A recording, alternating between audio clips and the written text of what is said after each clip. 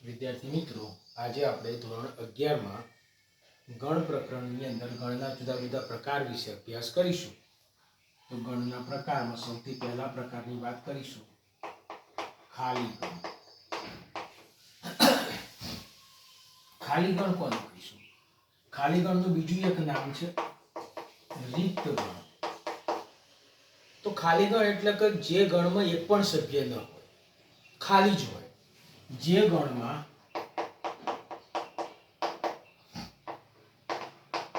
એક પણ સભ્ય ન હોય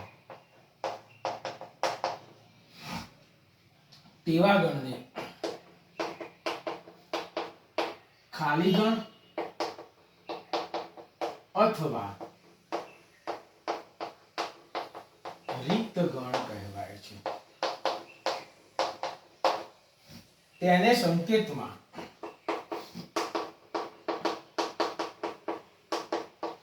ફાઈ વડે દર્શાવાય છે. દાખલા તરીકે,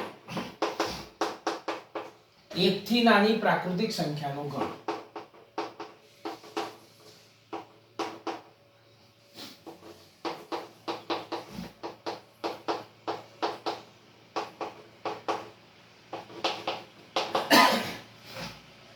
એકથી નાની પ્રાકૃતિક સંખ્યાનો ગણ, તો આપણે જાણીએ છીએ એકથી નાની પ્રાકૃતિક સંખ્યા કોઈ હોતી નથી. તો આ ગણ આપણો ગણ થશે ખાલી ગણ. આ પ્રમાણે બીજા ઘણા ઉદાહરણો વિચારી શકાય છે. દાખલા તરીકે બીજું ઉદાહરણ વિચારીએ તો 2 થી નાની અવિભાજ્ય ધન સંખ્યાનો ગણ. તો આપણે જાણીએ છીએ કે સૌથી નાની અવિભાજ્ય ધન સંખ્યા 2 છે. 2 થી નાની કોઈ અવિભાજ્ય ધન સંખ્યા હોતી નથી. તો આ ગણ વિચારીએ તો આ ગણ પણ ખાલી ગણ થશે. તો ખ્યાલ આવશે આપણને. ખાલી ગણ એવા બીજા ઘણા ઉદાહરણો વિચારી શકાય છે. વ્યવહારમાં પણ ઘણા ઉદાહરણ વિચારી શકાય છે. તો આંબા પર આવતા લીંબુનો ગણ, તો એ ખાલી ગણ બનશે. રવિવાર પછી મંગળવાર આવે એ ગણ, તો ખાલી ગણ થશે. તો આવા જુદા જુદા ટૂંકમાં જે વસ્તુ જેમાં એક પણ સભ્ય નથી હોતો એવા બધા જ ગણો ખાલી ગણ બનતા હોય છે.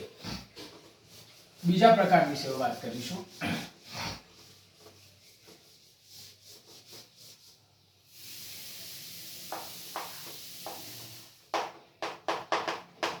એકાંકી ગણ કોને કહેવામાં આવે છે? એકાંકી ગણ એટલે કે જે ગણમાં એક અને માત્ર એક જ ઘટક હોય.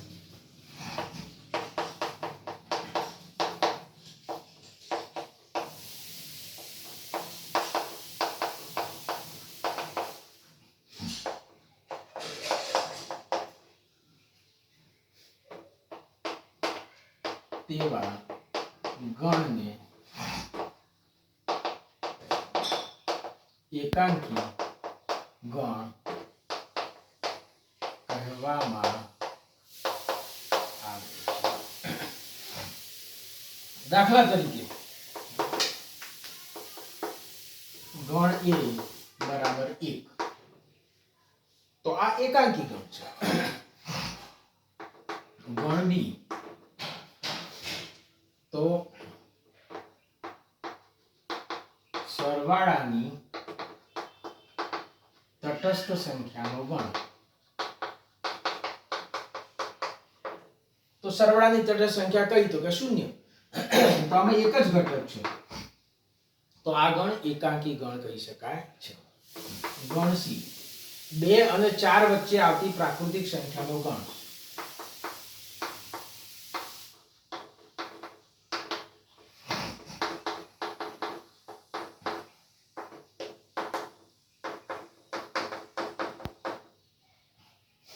તો આ બધા એકાંકી ગણના ઉદાહરણો છે. તો એકાંકી ગણ એટલે કેવો ગણ? તો કે જે ગણમાં એક અને માત્ર એક જ સભ્ય હોય, એકથી વધુ પણ ના હોવા જોઈએ અને ખાલી ગણ પણ ના હોવો જોઈએ. તો એવા ગણને આપણે એકાંકી ગણ કહીએ છીએ. એના પછી ત્રીજા પ્રકાર વિશે આપણે જોઈશું.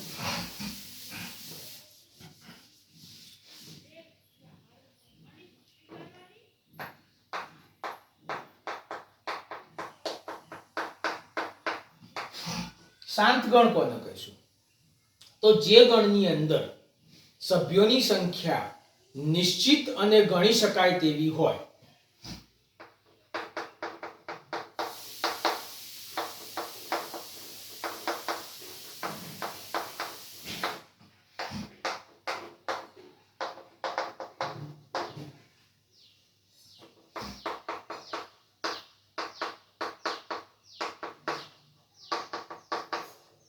તેવા ગણને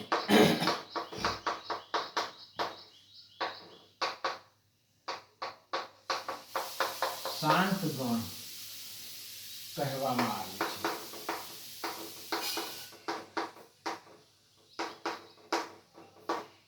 જે ગણમાં સભ્યોની સંખ્યા નિશ્ચિત અને ગણી શકાય તેવી હોય એવા ગણને આપણે શાંત ગણ કહીએ છીએ. દાખલા તરીકે પ્રથમ 1000 પ્રાકૃતિક સંખ્યાનો ગણ.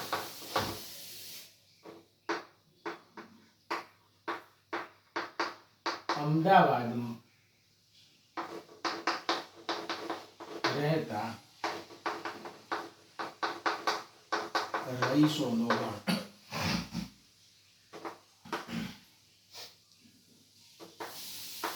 ધોરણ 11 ના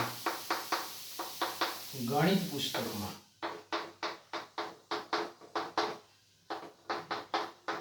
રહેલા અક્ષરોનો ગણ. અહીંયા આગળ પ્રથમ 1000 પ્રાકૃતિક સંખ્યાનો ગણ. સંખ્યા 1000 છે, વધુ છે પણ ગણી શકાય છે. અમદાવાદમાં રહેતા રહીશોનો ગણ. તો અમદાવાદની અંદર વસ્તી ગણતરી થાય છે ત્યારે એની પાસે રેકોર્ડ પણ હોય છે કે આખા અમદાવાદમાં કુલ કેટલા વસ્તી છે, કેટલા લોકો રહે છે, એ બધી જ વાત આવી શકે છે. ત્યાં આગળ નિશ્ચિતતા છે, સભ્યોની સંખ્યા વધુ છે પણ નિશ્ચિત છે અને ગણી શકાય એવી છે, માટે એ ગણ પણ શાંત ગણ છે. ધોરણ 11 ના ગણિત વિષયના પુસ્તકમાં રહેલા અક્ષરોનો ગણ. તો ગણિતનું પુસ્તક છે એની અંદર કેટલા અક્ષર છે, ભલે મોટી સંખ્યામાં છે પણ શાંતિથી બેસી અને ગણી શકાય છે. એટલે આ બધા જ સભ્યો છે એ ગણના સભ્યો નિશ્ચિત અને ગણી શકાય એવા ગણોને છે. એટલે આ બધા જ ગણો શાંત ગણ કહેવામાં આવે છે. તો શાંત ગણ કોને કહીશું? તો જે ગણમાં સભ્યોની સંખ્યા નિશ્ચિત અને ગણી શકાય તેવી હોય તેવા ગણને આપણે શાંત ગણ કહીએ છીએ. આગળના ગણની વાત કરું છું.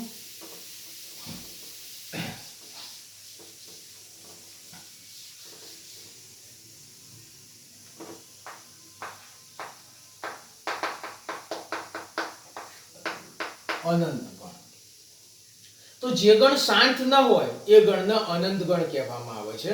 અથવા એમ પણ કહી શકાય છે કે જે ગણના સભ્યો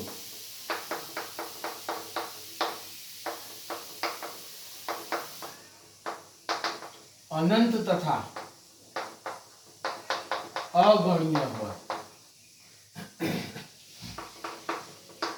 તેવા ગણને અનંત ગણ કહેવામાં આવે છે. અથવા એમ પણ વિચારી શકાય છે કે જે ગણ શાંત ગણ ન હોય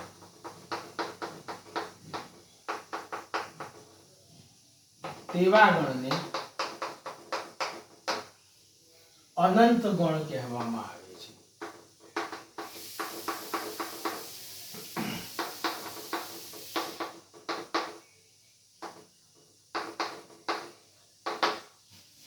દાખલા તરીકે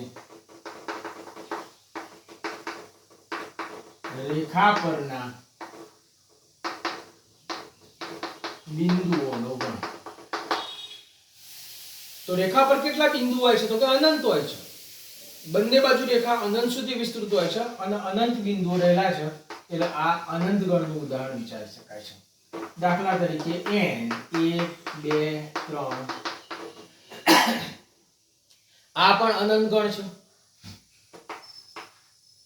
1 તથા 2 વચ્ચેની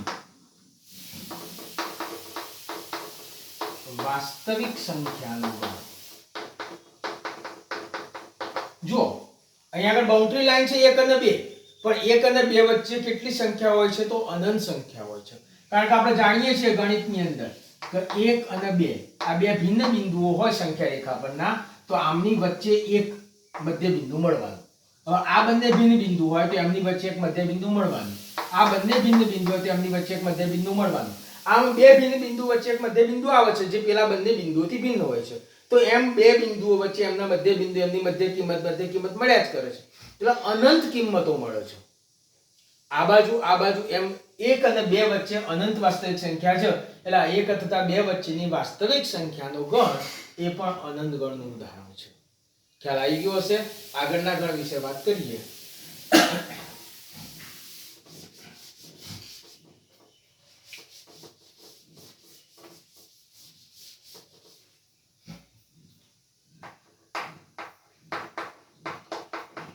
સમાન ગણ.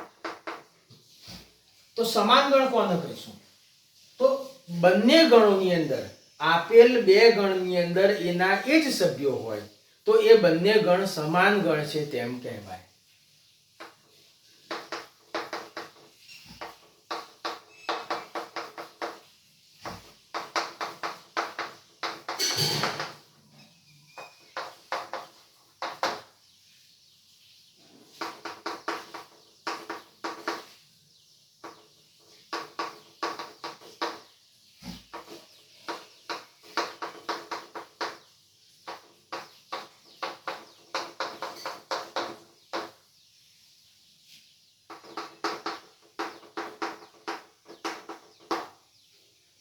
દાખલા તરીકે એક ગણ એ છે 1 2 3, બીજો ગણ બી આપ્યો છે x, x belongs to n, x less than 4. અહીંયા આગળ ગણ એમાં કયા સભ્યો છે? તો કે 1 2 અને 3. ગણ બી ની અંદર વાત કરીએ તો x belongs to n, એટલે x પ્રાકૃતિક સંખ્યા છે અને x એ 4 થી નાની છે. તો પ્રાકૃતિક સંખ્યા અને 4 થી નાની તો 1 2 અને 3 આવશે. તો જુઓ ગણ એમાં જે સભ્યો છે એ જ સભ્યો ગણ બી માં છે. તો ગણ એ તથા ગણ બી માં સમાન સભ્યો છે.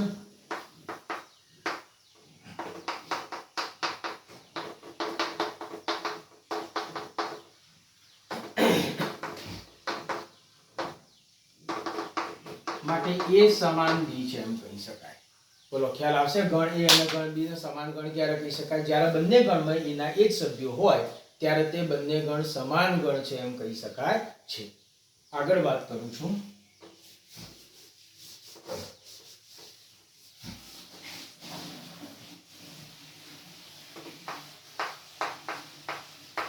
સામ્ય ગણ કોને કહીશું? તો આપેલ બે ગણની અંદર સભ્યની સંખ્યા સમાન હોય.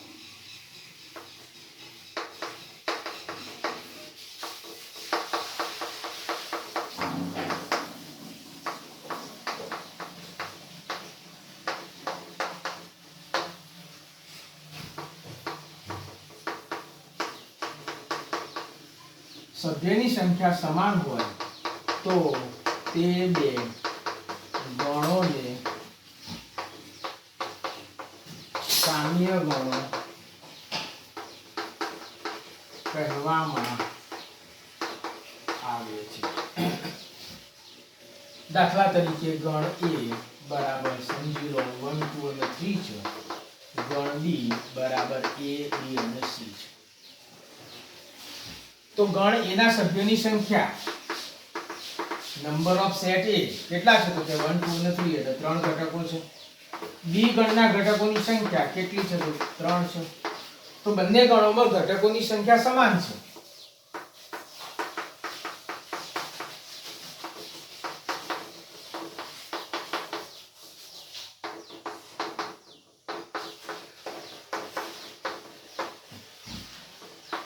માટે તે બે ગણ સામ્ય ગણ કહેવાય છે. તેને સંકેતમાં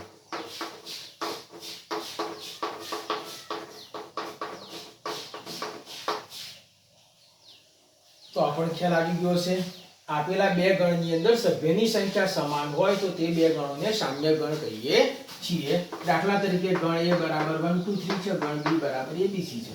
આની અંદર એ ત્રણ સભ્યો છે, આમાં ત્રણ સભ્યો છે, બંનેના સભ્યોની સંખ્યા સમાન છે. સભ્ય સમાન નથી. સભ્ય સમાન હોય તો સમાન ગણ છે, પણ સભ્ય સમાન નથી એટલે આ ગણ છે અને સભ્યોની સંખ્યા સમાન છે તો આ સામ્ય ગણ છે. અહીં એક વાત સમજવા જેવી છે કે દરેક સમાન ગણ સામ્ય ગણ તો છે જ. જો બે ગણ સમાન હોય તો સભ્યોની સંખ્યા તો સમાન થવાની જ છે. પ્રત્યેક સમાન ગણ સામ્ય ગણ છે, પરંતુ દરેક સામ્ય ગણ સમાન ગણ હોય તેવું જરૂરી નથી. આટલું સમજ્યા આપણે. હવે આપણે 1.2 સ્વાધ્યાય વિશે વાત કરીશું.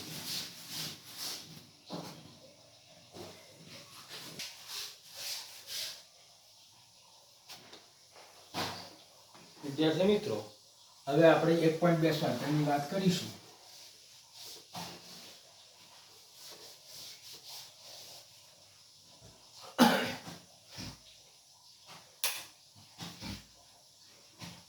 નીચેનામાંથી કયા ગણ ખાલી ગણના ઉદાહરણ છે? પહેલું છે બે વડે વિભાજ્ય અયુગ્મ પ્રાકૃતિક સંખ્યાઓનો ગણ. તો કયા ગણો ખાલી ગણ છે?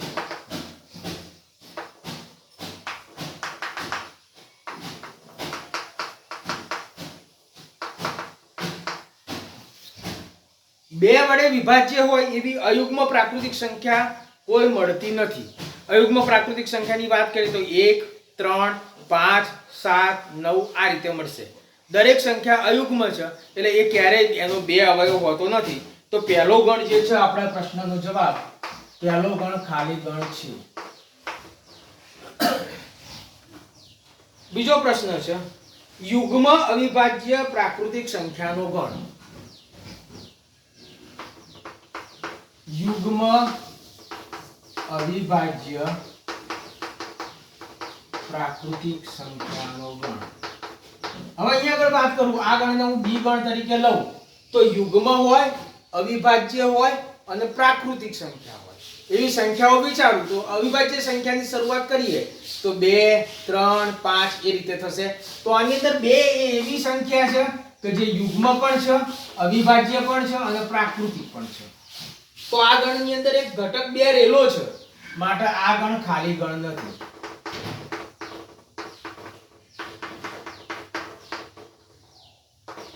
ત્રીજા પ્રશ્નની વાત કરું,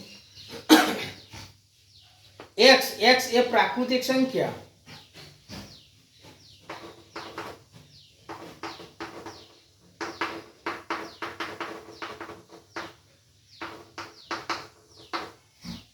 x એ પ્રાકૃતિક સંખ્યા x less than 5 અને x greater than 7. એટલે અહીંયા આગળ x એ પ્રાકૃતિક સંખ્યા છે તો વાત સમજી શકીએ છીએ. હવે એ પ્રાકૃતિક સંખ્યા એવી હોવી જોઈએ જે 5 કરતા નાની હોય અને 7 કરતા મોટી હોય. અનેનો અર્થ એવો થાય છે કે આ બંને શરતનું પાલન થવું જોઈએ. અહીં અનેની જગ્યાએ અથવા હોય તો આ બેમાંથી કોઈ પણ એક શરતનું પાલન થતું હોય તો ચાલે.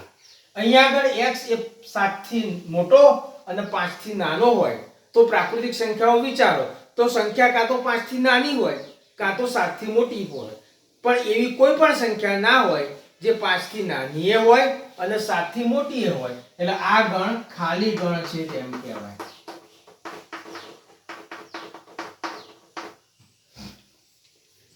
એના પછીના પ્રશ્નની વાત કરું, y એ બે ભિન્ન સમાંતર રેખાઓનું સામાન્ય બિંદુ. હવે જુઓ, બે ભિન્ન સમાંતર રેખા સમાંતર છે. સમાંતર રેખા ક્યારેય છેદતી નથી. છેદતી ના હોય તેનું સામાન્ય બિંદુ ના મળે. માટે અહીંયા આગળ બે સમાંતર રેખાનું કોઈ સામાન્ય બિંદુ y મળતું નથી. માટે આ ગણ પણ ખાલી ગણ છે. તમે સમજી શકશો. તો પહેલો પ્રશ્ન તમને બધાને આવડશે. હવે બીજા પ્રશ્ન વિશે વાત કરીશું.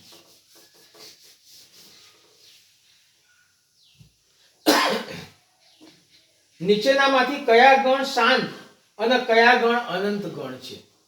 નીચેનામાંથી કયા ગણ શાંત અને કયા ગણ અનંત ગણ છે? પહેલો પ્રશ્ન છે વર્ષના મહિનાઓનો ગણ.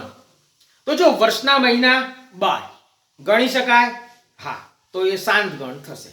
જેને ન ગણી શકાતું હોય અને અનંત હોય એ અનંત છે. અહીંયા આપણે જાણીએ છીએ એને રજૂ પણ કરી શકીએ છીએ, ગણી પણ શકીએ છીએ. એટલે પહેલો જે પ્રશ્ન છે આપણો એ શાંત ગણ થશે. બીજી વાત કરું તો 1 થી અનંત સુધી છે, તો 1 2 3 અપ ટુ ઇન્ફિનિટી. તો આની અંદર અંત નથી, 3 ટપકા બધાય છોડી દીધેલું છે. તો અહીંયા આપણે કહી શકીએ કે આ જે ગણ છે એ ગણ અનંત ગણ છે, કારણ કે આનો કોઈ અંત હોતો નથી. ત્રીજો જે પ્રશ્ન છે એની અંદર 1 2 3 ડેશ ડેશ ડેશ 99 અને 100. તો આમાં 100 સભ્યો છે જે ગણી શકાય એવા છે અને નિશ્ચિત પણ છે. તો આ ગણ કેવો ગણ થશે? શાંત ગણ થશે. ચોથો પ્રશ્ન વિચારીએ. 100 કરતા મોટા ધન પૂર્ણાંકોનો ગણ.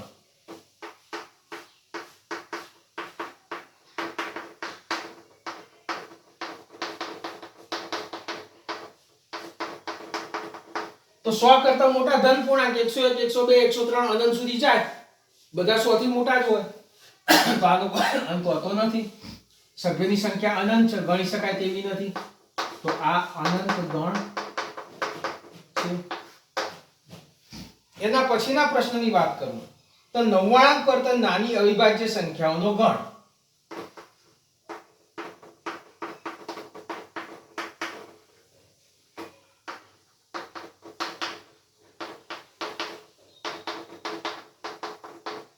તો આ ગણ 99 થી નાની અવિભાજ્ય સંખ્યાઓ ગણી શકાય એવી છે, તો એ ગણ શાંત ગણ થશે.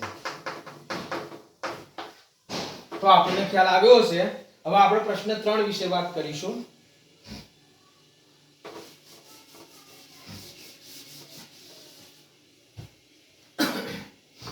નીચેની ગણોમાંથી કયા ગણ શાંત અને કયા ગણ અનંત છે તે શોધો.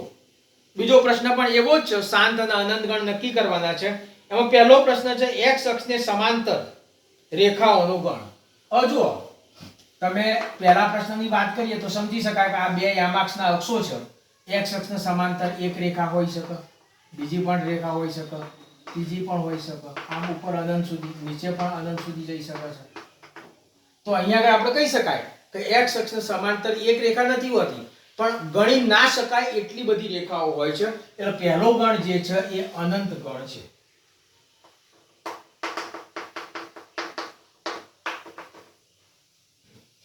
બીજો જે પ્રશ્ન છે અંગ્રેજી મૂળાક્ષરોનો ગણ.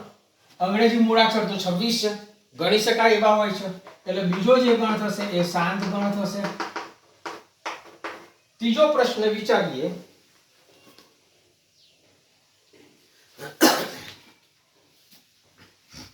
પાંચની ગુણિત સંખ્યાઓનો ગણ. હવે પાંચની ગુણિત સંખ્યાઓ વિચારો, 5 10 15 અપ ટુ ઇન્ફિનિટી. તો આમાં પણ ગણી ના શકાય, અનંત સુધી જાય છે. તો જે આ ત્રીજો પ્રશ્ન છે એ અનંત ગણ છે. ચોથો ક્વેશ્ચન છે એ આ પ્રમાણે છે. પૃથ્વી પર વસતા પ્રાણીઓનો ગણ. પૃથ્વી ઉપર વસતા પ્રાણીઓની સંખ્યા નિશ્ચિત અને ગણી શકાય એવી કહી શકાય. ભલે મોટી સંખ્યામાં હોય પણ એ ગણ શાંત ગણ છે, અનંત ગણ નથી. પાંચમો ક્વેશ્ચન થશે ઉગમ બિંદુ 0 0 માંથી પસાર થતા વર્તુળોનો ગણ. હવે જુઓ, આ 0 0 છે, આમાંથી એક વર્તુળ પણ પસાર થઈ શકે, બે પણ થઈ શકે, ત્રણ પણ થઈ શકે, ચાર પણ થઈ શકે, પાંચ પણ થઈ શકે, અનંત થઈ શકે. આ બાજુ પણ અનંત, આ બાજુ પણ અનંત. તો આ ગણ જે છે એ અનંત ગણ બને છે. તો બોલો, આ પ્રશ્ન પણ આપણને આવડશે. એના પછીનો પ્રશ્ન 4 જે છે એની અંદર બે ગણ સમાન ગણ છે કે નહીં તે ચકાસવાનું કહ્યું છે. તો જોઈએ, ગણ એ ચોથાનો પહેલો ગણ એ બરાબર ABCD આપેલું છે અને ગણ બી આપ્યો છે DCBA. તો જુઓ, ગણના સભ્યો એના એ છે તો એ છે હા, બી છે તો હા, સી છે હા, ડી છે હા. તો બંને ગણમાં તેના તે જ સભ્યો છે બંને ગણના સભ્યોની સંખ્યા અને ગણના સભ્યો બંને સમાન છે, તો આ સમાન ગણ છે. બીજા પ્રશ્નની વાત કરું તો ગણ એ શું છે તો કે 4 8 12 16. ગણ બી 8 4 16 18.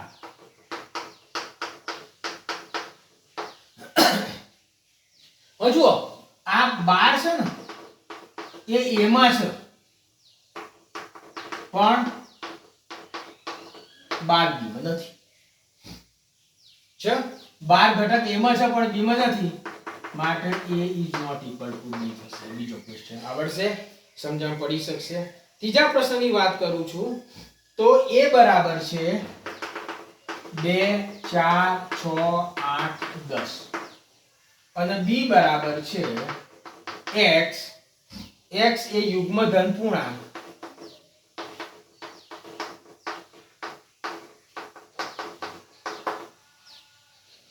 x less than or equal to 10. તો અહીંયા વાત કરીએ યુગ્મ ધન પૂર્ણાંક છે. યુગ્મ એટલે બેકી સંખ્યામાં છે અને 10 અથવા 10 થી નાના છે તો 2 4 6 8 અને 10 આવશે. તો બંનેની અંદર એના જ ઘટકો છે, માટે a બરાબર b છે. ચોથો પ્રશ્ન વિચારીએ. x એ 10 નો ગુણિત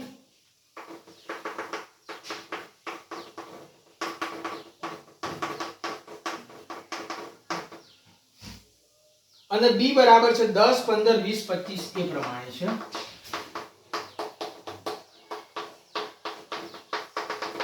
હવે અહીંયા આગળ જુઓ આજે 15 ઘટક એવો છે જે b માં છે. અહીં 10 ના ગુણિતની વાત કરું તો 10 20 30 આ પ્રમાણે મળશે. તો અહીં 15 એ b માં છે પણ 15 એ a માં નથી, તો બંને ગણના ઘટકો એના એ કહી શકાય નહીં, માટે a અને b સમાન ગણ નથી. બોલો સમજી શકાશે? ચલો ખ્યાલ આવી ગયો છે. હવે એના પછીના પ્રશ્નની વાત કરીએ. નીચેની જોડીઓમાં સમાન ગણ છે કે નહીં તે જણાવો, કારણ આપો.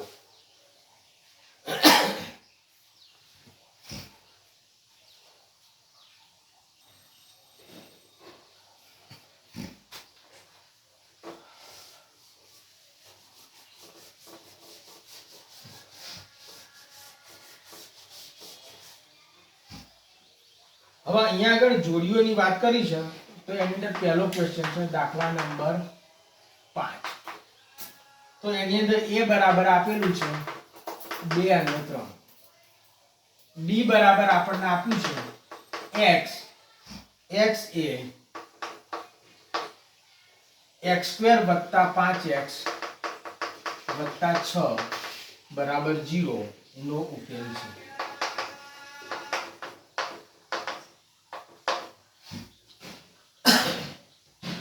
અહીંયા a બરાબર આપણને ઘટકો આપી દીધા છે 2 અને 3 છે. b ના માટે વાત કરું તો આનો ઉકેલ છે તો x² + 5x + 6 બરાબર 0. તો 6 ના બે અવયવ પાડીશું તો જેના સરવાળો 5 થાય તો 3 દુ 6 3 ને 2 5 તો x² + 3x + 2x + 6 = 0 થશે. x કોમન લેશો x + 3 2 કોમન લેશો x + 3 = 0 થશે. એક ઘટક x + 3 એક ઘટક x + 2 = 0 થશે. માટે x + 3 = 0 અથવા x + 2 = 0 થશે. માટે x બરાબર -3 x બરાબર -2 થશે. એટલે ગણ b જે છે એની અંદર ઘટકો -2 અને -3 આવશે. તો જુઓ ગણ એની અંદર 2 3 ધન છે, ગણ b માં 2 3 ઋણ છે, માટે આ બંને ગણ સમાન ગણ કહી શકાશે નહીં. બીજો જે જોડ આપેલી છે એની વાત કરું.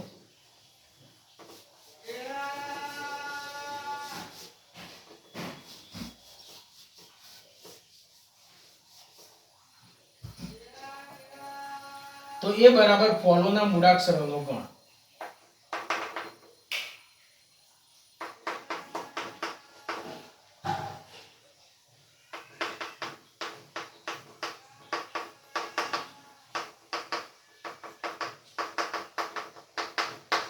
અને બી બરાબર આપણને આપેલું છે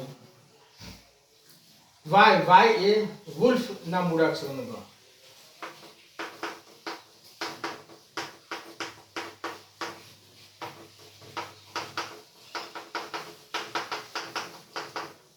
તો અહીંયા આગળ ગણ એની વાત કરીએ તો એના ઘટકો મૂળાક્ષર આવશે તો એફ ઓ એલ ફરીથી આ લેવાનો નથી, ઓ આવી ગયો છે નહીં લેવાનો, અને ડબલ્યુ. અને ગણ બી ની વાત કરીએ એમાં પણ એફ છે, પછી ઓ છે, એલ છે અને ડબલ્યુ છે. તો ગણ એ અને ગણ બી માં એના એ જ ઘટકો છે, માટે બંને ગણ સમાન ગણ છે એમ કહી શકાય છે. છઠ્ઠો પ્રશ્ન છે, નીચેના ગણમાંથી સમાન ગણ પસંદ કરો. અહીંયા આગળ તમને A B C D E F G અને એચ આ પ્રમાણે જુદા જુદા ગણ આપેલા છે. આમાંથી તમારે સમાન ગણની જોડી પસંદ કરવાની છે. હું ઉદાહરણ એક લઉં છું, બાકી તમે ઘરેથી આ દાખલો કરશો. દાખલા તરીકે ઈ બરાબર છે -1 1 અને જી બરાબર છે 1 -1. તો આ ઈ અને જી ગણની અંદર સભ્યોની સંખ્યા સમાન છે, માટે આ બંને ગણ સમાન ગણ કહી શકાય છે. બરાબર. તો એ પ્રમાણે તમારે સમાન ગણની જેટલી પણ જોડી મળતી હોય એટલી તમારે કરવાની છે. આપણા આ તાસમાં આટલું રાખીએ છીએ, વધુ આવતા તાસમાં જોઈએ.